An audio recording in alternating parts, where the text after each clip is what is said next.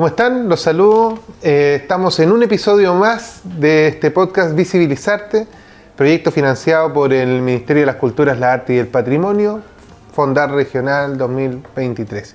Y el día de hoy tengo también, como siempre, un gran invitado. Él es antropólogo, gestor cultural, es también el director de la Casa Municipal de la Cultura, presidente de la agrupación San Pedro del Colorado y conductor del programa radial Raíces de mi Tierra. Sin más preámbulo, Diego Sarricueta Rojas, muchas gracias por estar acá y espero que lo haya dicho bien el programa. Ritmos de mi Tierra. Ritmos de mi Tierra. Pero ay, casi. Bueno, te doy las gracias por estar con nosotros acá. Gracias, Felipe, por la invitación primeramente. Un gusto poder compartir y siempre abierto a hablar de cultura desde mi espacio y desde mi experiencia.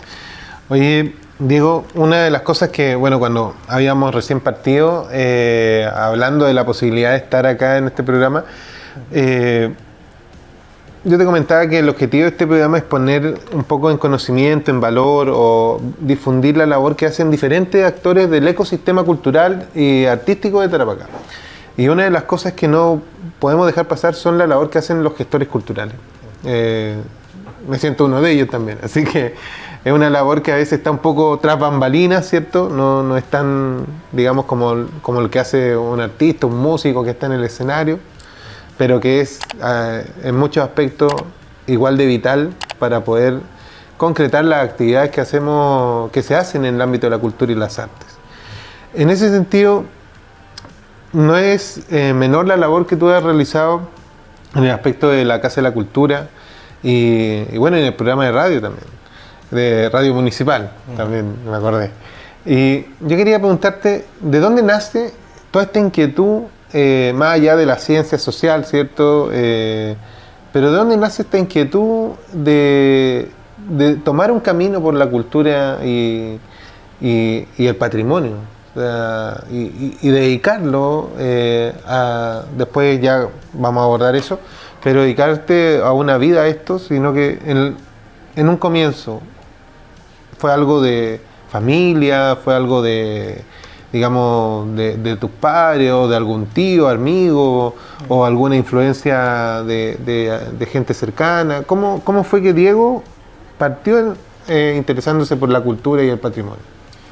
Mira, yo creo, siempre lo he pensado, de hecho, que yo tengo dos pilares fundamentales en lo que es la construcción de mi identidad y desde donde me paro en mi vida personal, profesional, en general, que por una parte es la familia, como tú bien dices, y por otra parte es mi territorio, que es mi ciudad y mi región. O sea, me siento profundamente un hijo de esta tierra y creo que también eso, cuando ese arraigo, ese amor por la tierra, uno lo transforma también en un compromiso.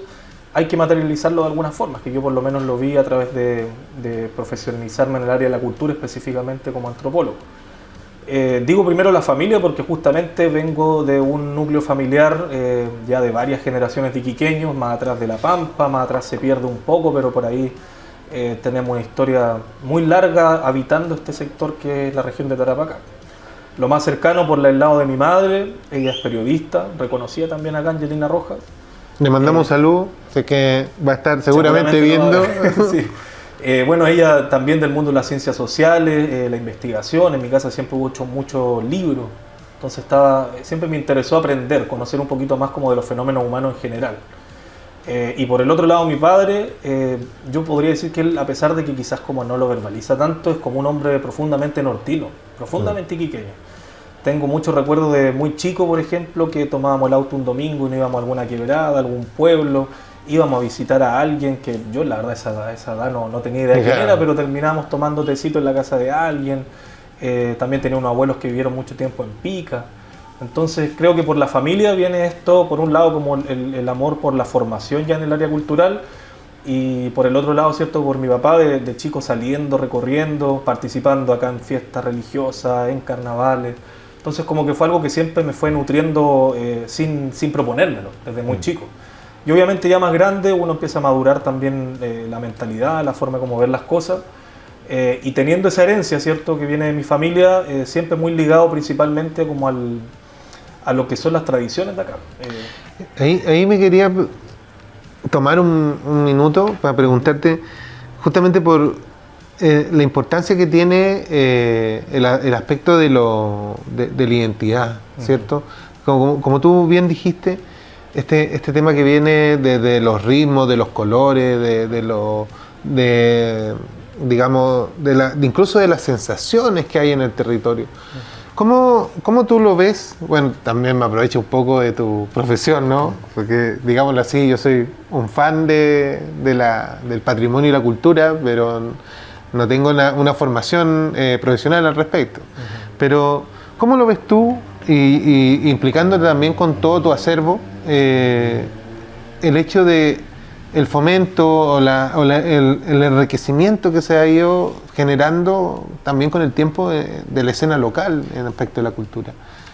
Mira, yo creo que ha crecido bastante la profesionalización de la gestión cultural, de la gestión patrimonial en general, porque he visto gente muy similar, como una historia similar a la mía, en cuanto a que, claro, somos iquiqueños, nos vamos a estudiar y en vez de abrirnos como la puerta fuera de Iquique, muchos tomamos también la decisión de volver. Entonces creo que eso es un aporte ya no solamente para la experiencia personal de cada uno, sino que también uno, de alguna manera, como devolver la mano a esta tierra que nos ha dado tanto.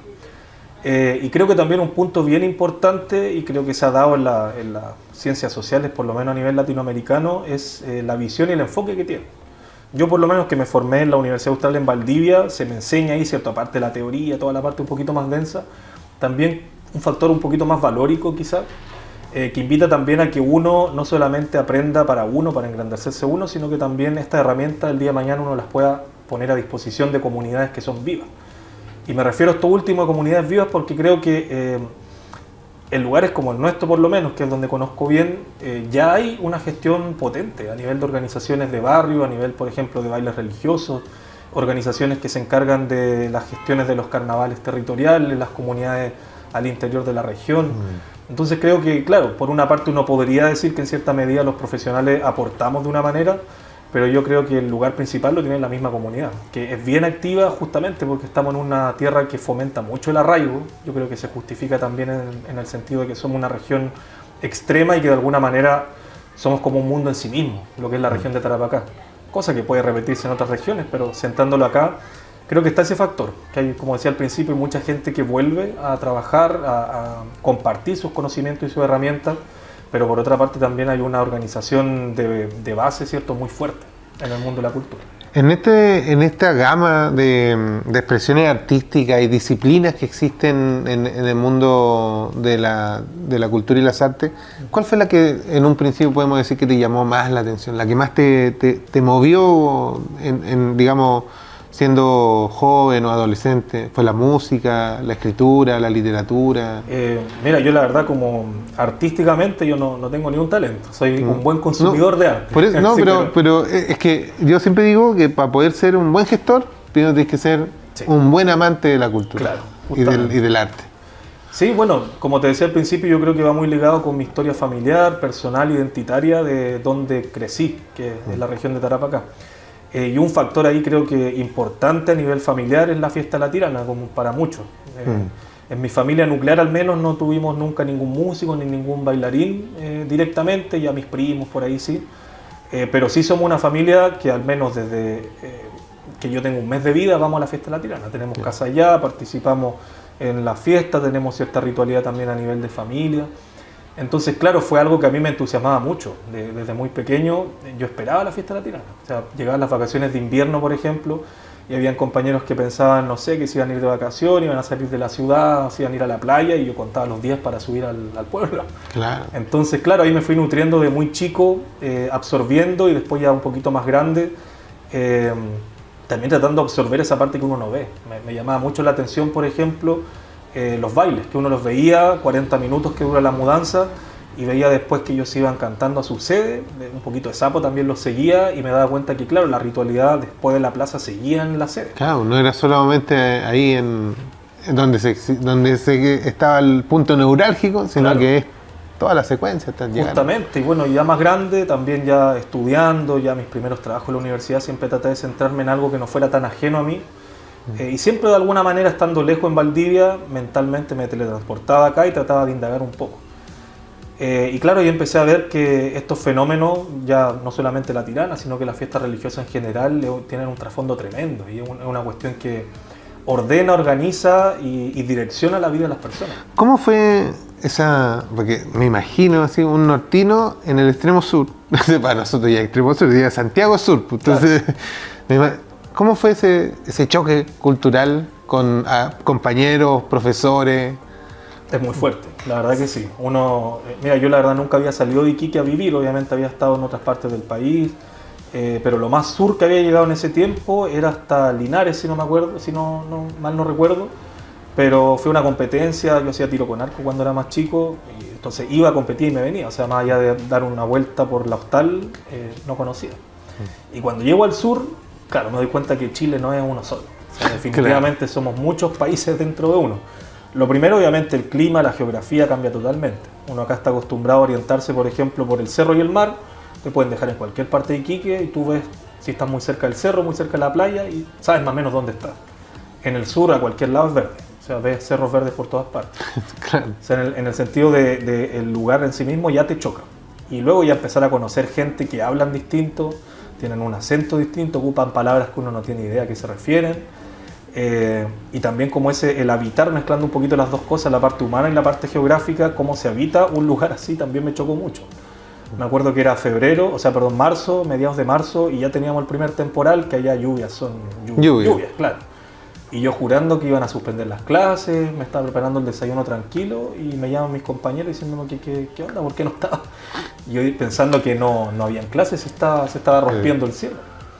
Pero no, pues ahí me di cuenta que la vida en el sur es así. O sea, como acá convivimos con el desierto, allá se convive con la lluvia, los temporales y el verde. Entonces sí fue un choque cultural bien fuerte. Y en general, o sea, cambia la comida, cambian los modos de hacer la vida. Me llamaba mucho la atención, por ejemplo, que acá las casas de Iquique siempre hay un antejardín, un jardincito, un patio chiquitito, y ese es como un centro social importante dentro de las casas. Uno por lo general tiene sillita, un espacio para compartir. Y en el sur no existe mucho eso, porque es poca la vida que se hace en el patio, si no es verano. Y claro, la configuración siempre al lado de la estufa, a leña, por supuesto. Entonces son cosas que de repente tan cotidianas que uno no las ve, hasta que te pasa que vas a otro lugar distinto, vuelves a tu tierra y te das cuenta, claro, estas cosas que son muy normales para nosotros, no lo son para todos. Así como los techos, así, ¿no? Pues acá son todos los techos planos, acá claro. No existe el techo plano, partiendo por ahí. Oye, y una vez de vuelta ya acá, estando en Iquique ya profesional, iniciaste este proceso de cómo fue ya ver este aspecto de la cultura y el patrimonio desde un punto de vista como profesional, como, digámoslo así, un profesional del patrimonio, de la cultura. Porque claro, podríamos decir que es antropólogo, pero hay antropólogos que se dedican a muchas otras gamas de las cosas. Es muy amplio. Claro, entonces dedicarlo en esta temática, ¿cómo ha sido? Mira, lo primero es que el nombre oficial es antropólogo social, porque trabajamos con los grupos humanos vivos. Claro. Distinto, por ejemplo, a lo que puede ser un arqueólogo, que es un antropólogo de la materialidad o de los restos materiales. Y yo mi primer acercamiento lo tuve sí acá ya a nivel como más de trabajo formal, como en tercer año de universidad, que en unas vacaciones, en un verano, tuve la oportunidad de participar en un FIC que se llamó en su momento Tarapacá en el Camino del Inca. Harto trabajo en terreno, tuve la oportunidad también de conocer comunidades al interior, principalmente comunidades indígenas. Y claro, ahí ya me quedó gustando un poco y me di cuenta muy temprano en mi formación profesional que había un potencial tremendo acá en la región de Tarapacá. Primero porque carreras como la mía no existen acá mismo. Claro. O sea, la más cercana está en Arica y también dista un poco de la formación que yo obtuve como antropólogo social. Y luego ya volviendo a Iquique, escapé un poquito del sur por lo mismo que te contaba, después de invierno en el sur ya no quería un quinto. Tuviste tu cuota de lluvia para la vida. Yo egresé, me vine a hacer mi práctica, mi tesis, todo lo hice acá a distancia remotamente. Afortunadamente en estos tiempos con computador, correo, pude tener el asesoramiento de mis profesores. Y ahí llego a hacer mi práctica a otro proyecto FIC que lo lideraba en ese momento Bernardo Guerrero, Tarapacá en el Mundo, y ahí claro. Ya fue un trabajo que se dio principalmente en la parte urbana de la región, pero también con alguna salida a terreno, y además dialogando con muchos otros profesionales. Eso me pareció bien interesante, que convergíamos en el patrimonio desde audiovisuales, gente de las ciencias sociales como antropólogos, sociólogos, historiadoras del arte, etnohistoriadora, de todo un poco. Entonces me di cuenta que, claro, si bien yo tenía una formación en el área, y específicamente en el área patrimonial, de la gestión del patrimonio, me di cuenta que acá el potencial que teníamos, por una parte, es todo lo que el recurso patrimonial que hay como región, pero además también el recurso humano, que es muy amplio. Y eso de compartir con otros profesionales te da una mirada mucho más amplia también. Oye, ¿y en qué momento llega, te tengo que preguntar así, en qué momento llega la radio a todo esto? O sea, a lo que voy yo es que entiendo un poco, está un poco enlazado, ¿no? El camino, digamos, la tesis, ¿no? Pero la radio ya es un espacio, es un mundo distinto. Es un mundo distinto. Sí. O sea, entonces, porque ya está ahí el mundo de las comunicaciones, ¿no? Claro. Y eso, uno puede saber mucho, pero otra cosa distinta es tratar de transmitir, ¿no? Ese conocimiento, esas inquietudes. ¿Cómo llega eso? ¿Cómo llega la radio a tu vida, digamos así? ¿Qué hace un antropólogo haciendo radio? Claro. Sí, mira, de hecho una pregunta que yo mismo me hago ahora viendo hacia atrás, ya son 5 años del programa, y son varios los factores que yo creo que influyeron en eso. O sea, por una parte está toda esta historia personal que te contaba, que para mí nunca fue ajeno a este mundo de la religiosidad popular y particularmente el área musical, que es la que más me gusta, específicamente las bandas de bronce. Las comunicaciones también, por mi madre periodista, es como que estuvo siempre presente también.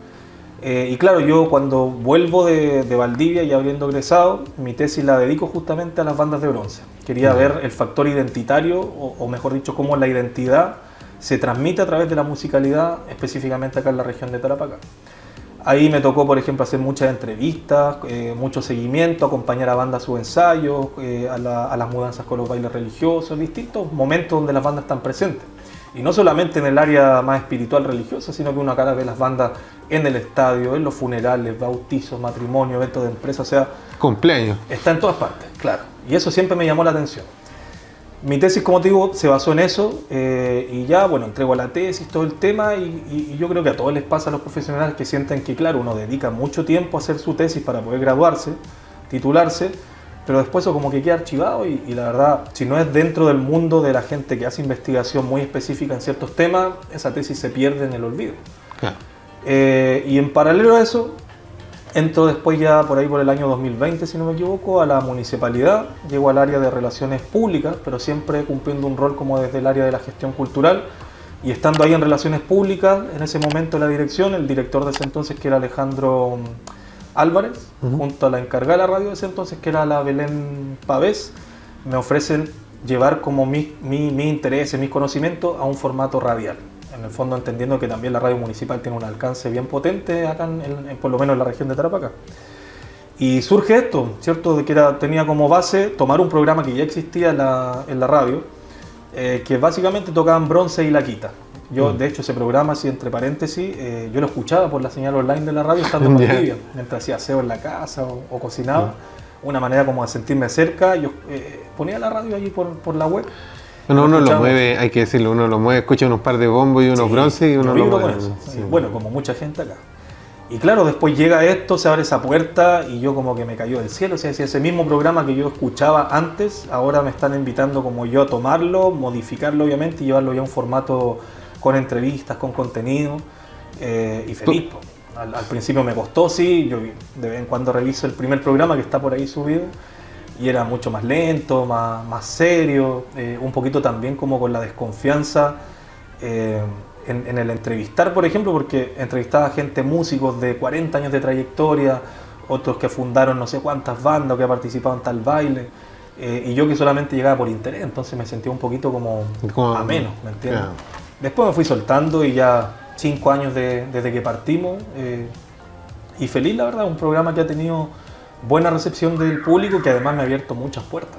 Bueno, hay que decir de que todo este tipo de cosas que más allá de las comunicaciones, a veces uno no se detiene, porque claro, tú tuviste la circunstancia y la suerte, creo yo, de haber vivido en un espacio distinto, y tener el valor de, o sea, tener la visión y el valor de poder identificar que esto en sí es una riqueza que a veces uno la tiene, pero como la vive cotidianamente, no le toma... Claro, la deja pasar. Claro, entonces una de las cosas que yo también considero bastante valioso del programa es que efectivamente las bandas de bronce son un elemento fundamental de la cultura, creo acá, de nuestra cultura.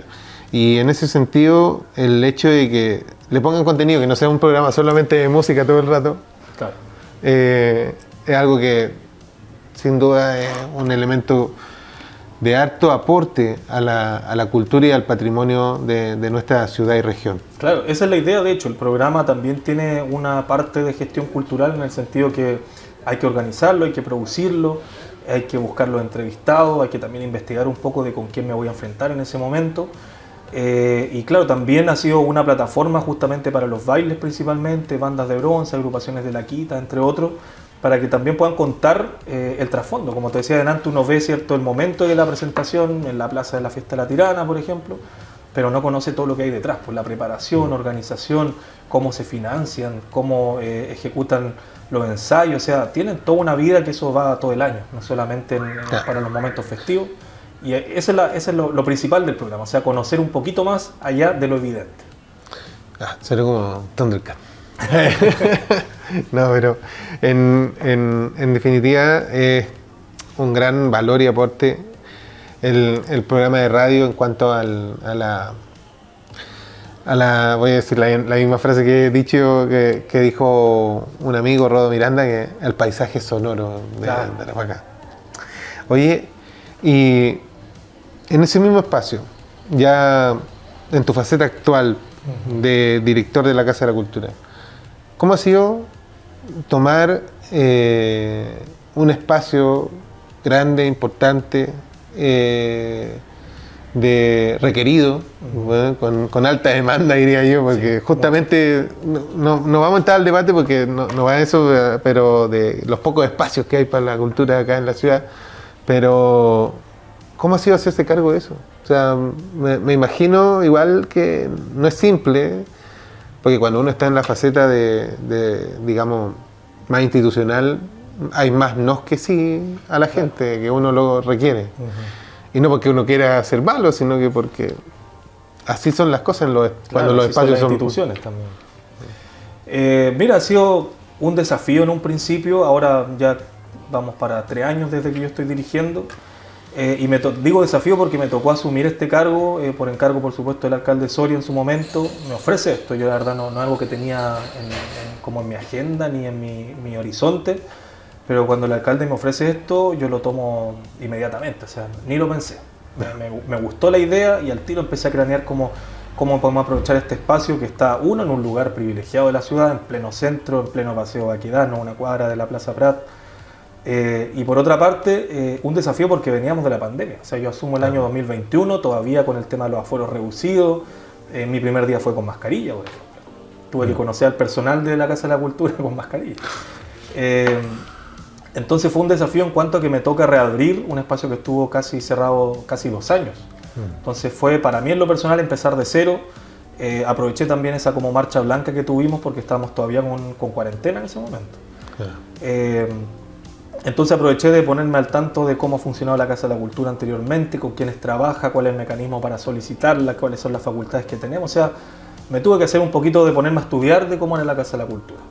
Y en paralelo a eso también empezar a conocer ya desde esta faceta, ¿cierto?, a la escena local, que es muy amplia. Uno de repente piensa que es netamente mundo artístico, pero no, o sea, uno trabaja en la Casa de la Cultura, hemos trabajado con instituciones, universidades, servicios públicos, organizaciones culturales comunitarias. Claro, artistas de mucha índole, de muchas artes plásticas, fotografía, música, en fin. Tan amplio como es la cultura son la amplitud de usuarios que tenemos. Y para eso también uno tiene que dejar de lado, por una parte, los gustos personales, ¿cierto? Como darle un sello a la gestión basado netamente como en lo que a mí me gusta, y también empezar a abrirse a otro tipo de acciones, otro tipo de personas, y también recibiendo gente desde adolescentes hasta adultos mayores. Entonces, Claro, es un trabajo bien dinámico, es difícil como decir qué se hace en el día a día porque puede variar mucho. O sea, un día podemos estar con eventos, otro día con proyectos, otro día es netamente en reuniones, pero el espacio te hace involucrarte y eso es lo que yo más destaco. Lo que más me gusta y lo que más rescato de la Casa de la Cultura es que me ha permitido conocer, bueno, por una parte la organización y los artistas, pero creo que lo más importante es las propuestas que existen en Iquique, que a pesar de ser una ciudad relativamente pequeña, tenemos un potencial cultural y una escena cultural muy grande y eso es bien valorable. No, y siempre, bueno, te veo ahí corriendo con una actividad para aquí, otra acá. Sí. Entonces, claramente es un gran aporte lo que hace la Casa de la Cultura. Digámoslo así, en la difusión y en la ejecución de proyectos y actividades culturales. O sea, y de todo, no solo culturales, o sea, como tú dijiste, artísticas, patrimoniales, formativas. Claro. O sea, es uno de los espacios que se ocupan en mayor medida en este ámbito. Sí. Y muy requerido, como tú decías. Sí, yo creo que la agenda nuestra la armamos justamente en base a un trabajo colaborativo con quien lo requiera. O sea, por una parte podemos, ¿cierto?, están los espacios para quien quiera ensayar, reunirse, se facilitan, pero por otra parte también generamos actividades, eventos con las comunidades que nos solicitan y es importante como gestión cultural para mí en lo personal porque, claro, uno está el evento que muchos podrían tomarlo como que ese es el fin, ¿cierto? Todo este trabajo que se hace para llegar a esto. Pero desde mi visión y el sello que espero darle a la Casa de la Cultura es que no, porque la gestión que hacemos parte desde el momento que nos juntamos, la organización, el evento en sí mismo y lo que viene también después, que es el balance. Sí. Son todas partes importantes. Ahí una de las cosas que me gustaría poder mencionar en ese punto es que a veces las personas, y lo digo porque también lo vivo, es que a veces se olvidan de que la persona que le toca el momento de estar en un lugar no lo hace y a veces tiene que decir que no por agenda, porque hay otro, porque no lo hace con el sentido necesariamente de cortarle la ala a alguien, sino que a veces es porque simplemente hay muy poco espacio y ahí podríamos generar otro tipo de discusión y otro tipo de reflexión que no es el fin de este podcast, pero que efectivamente necesitamos más espacio en Iquique y en Tarapacá para las cientos de expresiones artísticas y culturales que hay, como bien tú decías. No puedo dejar de preguntar y pasar a Agrupación San Pedro del Colorado, porque me llamó mucho la atención cuando recién hablábamos de este tema, antes de que partiera el programa, de que cómo llegaste, o sea, si ya la radio era como, porque... sí, una vuelta larga. Ahora, ¿cómo llegaste a ser presidente de esta agrupación? Que digamos es una posición importante para esta comunidad. Sí, por supuesto. Mira, va también en la línea con lo que hablamos. Como te mencionaba, mi papá me llevaba mucho a todas partes, de chico, especialmente a estos lados como de actividades tradicionales de la región, de la ciudad. Y la fiesta de San Pedro, yo tengo el recuerdo chico que siempre era lo mismo. Salíamos de la casa, pasábamos a Cabancha y terminábamos en el Colorado, porque se celebran en ambos lados la fiesta. Y de alguna manera, no sé por qué, siempre me gustaba más la fiesta en el Colorado. Era más grande, participaban más bailes, además que el espacio era más amplio. Entonces era una fiesta que yo conocía, siempre ajeno. O sea, yo, siendo sincero, no tengo ninguna raíz familiar directa con el barrio del Colorado. Más allá de que supe este año nomás, cuando bautizamos a mi hija, que fui bautizado en el Colorado. Mira, pero me enteré recién este año. Así como anécdota. Así. Claro, hoy, claro. Hoy no te olvides que te bautizamos acá también. Sí, pues, o sea, como... Ahí tengo una raíz colorada, aunque sea, algo mínimo. Bueno, ¿y cómo llego ahí? Yo soy, por el programa, justamente, en Ritmos de mi Tierra, conozco, entrevisto, de hecho creo que fue el segundo entrevistado, los primeros programas, a don Nelson Collado. Él es coloradino, es un gran dirigente en el mundo de lo que es el barrio del Colorado, que es bien amplio, o sea, clubes deportivos, hay bailes religiosos, está la fiesta San Pedro, está el carnaval, y él de alguna manera está metido como en todo. Claro, como buen dirigente vecinal. Multifacético, claro. Él es un dirigente no formal en el fondo porque no es ni presidente de junta vecino, él siempre ha sido ligado más que nada a la fiesta San Pedro, pero no tiene un cargo formal, pero sí cumple el rol dirigencial en la práctica. O sea, es como, bueno, eso pasa mucho en los aspectos territoriales y funcionales donde hay claro, este caudillo local, así que se echa a la espalda todo claro. Lado de la organización. Claro, y bueno, y por él que músico, fue parte de la banda Huiracocha en su año glorioso, años 80, principios de los 90, cuando crece formalmente la Huiracocha. Bueno, por el programa, él se interesó mucho por el programa, también por la historia y la trayectoria que tiene, y ahí se cosechó una amistad que ya vamos como por los 5 años. Y bueno, siempre colaborándolo en algunas cosas, yo a él a mí, él me ayuda mucho en el programa Ritmos de mi Tierra, de hecho.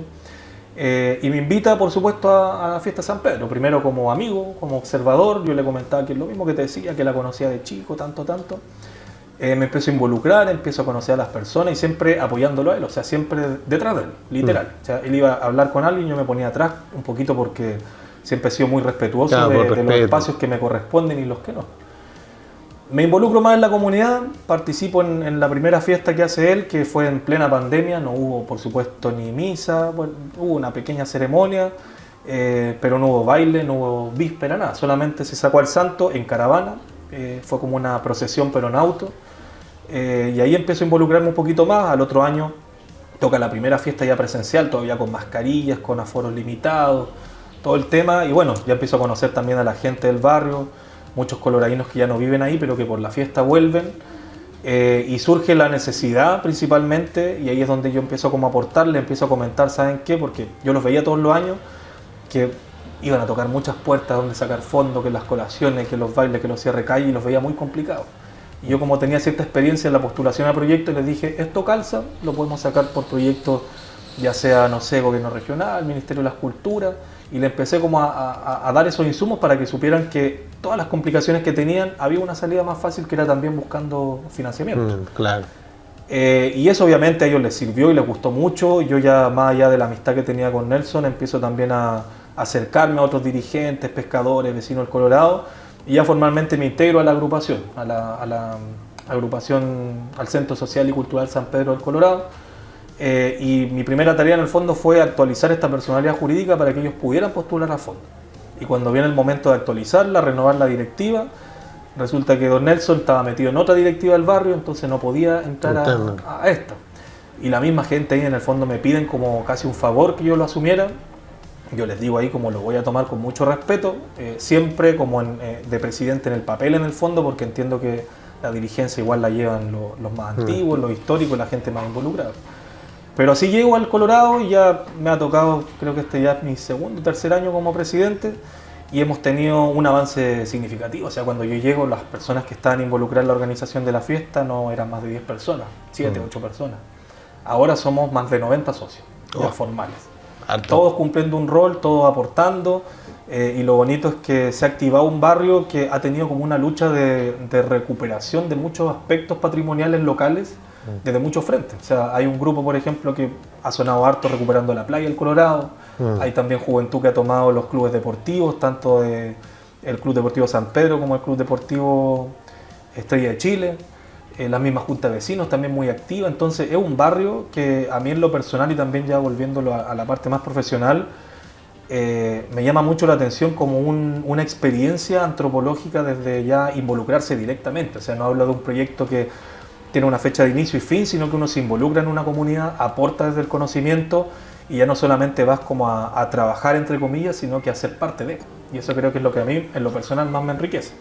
Oye, bueno, es fabuloso cuando uno puede lograr identificar alguna comunidad que necesita ayuda, pero que es muy activa y que tiene la herramienta, que lo más importante, siempre digo, es la voluntad de poder sacar adelante todas sus actividades, eventos, kermeses, etcétera. Que a veces le falta ese poquito de ayuda, así que te felicito, Diego, por esa labor que tú estás realizando ahí en el Colorado. Sí, muchas gracias. Barrio histórico. Sí, también. Por supuesto, un barrio histórico que ha tenido muchas transformaciones. La historia ha golpeado mucho el barrio del Colorado, ya sea por distintos factores.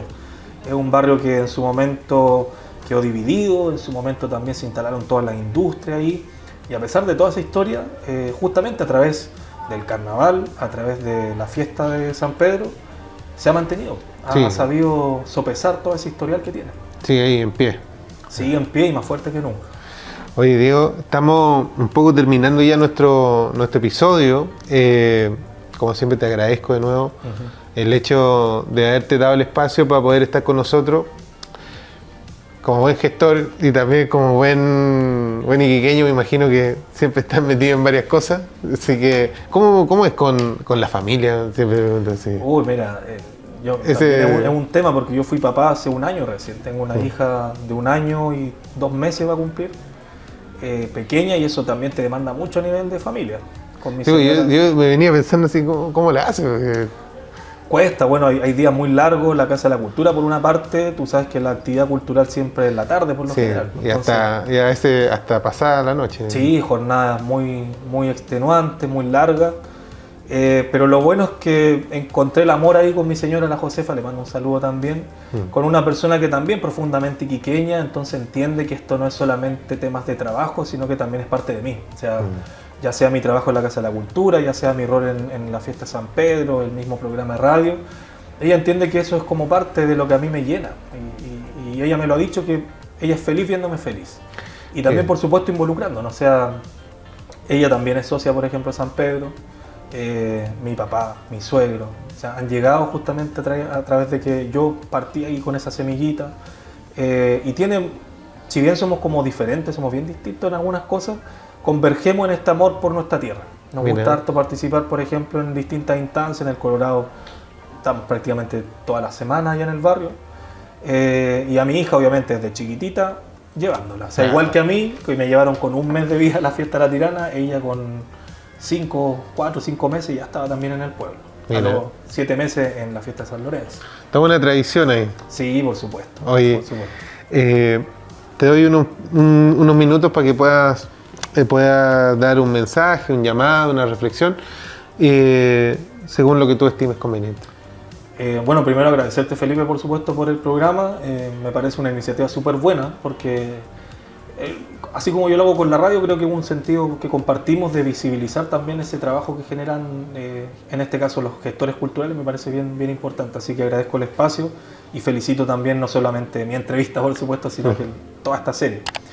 Y bueno, la cámara, puedo decirles, con lo que he hablado un poco también desde mis ideales y mi formación, llamar principalmente a los profesionales a que se pongan también un poquito más con compromiso en los proyectos, no solamente ensanchar el currículum por una parte, sino que comprometerse, indagar en quién de repente necesita una inyección de apoyo que nosotros podemos brindar, y a la gente en general a querer su tierra. Y eso en general, ya sea formándose en esta área, volviendo a esta tierra, o simplemente generando iniciativas que permitan engrandecer a Iquique más de lo que es, y no solamente Iquique, sino que también la región. Y por último, invitar desde ya también a toda la comunidad a que participe en la fiesta San Pedro del Colorado. Es, como yo lo he aprendido, es una fiesta que no solamente es significativa e importante para el barrio del Colorado, sino que para la ciudad completa. Son espacios como estos los que nos nutren de lo que somos, y es la responsabilidad de todos también cuidar y preservar estas tradiciones. Qué bueno. Oye, ¿y en qué horario está el programa? Al programa también invito, pues. Sí, Todos los aprovecha. sábados de 3 de la tarde hasta las 6 lo pueden escuchar por el dial FM en la 93.3, o también recientemente estrenado el canal de YouTube de la Radio Municipal, que también se transmite en vivo con audio y video. Ahí está, ahí pueden escuchar entonces. Ahora sí lo digo, ritmos de mi tierra. Lo dije, ahora sí lo dije bien, ahí lo pueden escuchar. Y ya estamos llegando al final de este episodio. Estoy bastante contento de poder haber tenido este gran invitado, haber conversado sobre los temas de la cultura, el patrimonio, la importancia de nuestros barrios. Y bueno, todo lo que usted ha podido estar viendo sobre la gestión cultural del patrimonio y las artes que hay en esta región. Siga aportando, apoyando. Hacemos siempre este llamado a que pueda ver todos los episodios de Visibilizarte que está en este podcast, que está en nuestras redes sociales, y también dejarlos invitados para que venga acá a esta humilde tienda de cómics, El Nido del Búho, Thompson 715, a Paso de Ibar, pleno centro de la ciudad. Nos volveremos a encontrar en otro episodio, y desde ya les mando un gran abrazo a todos los que nos acompañaron hasta el final de este interesante programa. Nos volvemos a ver. Chaito.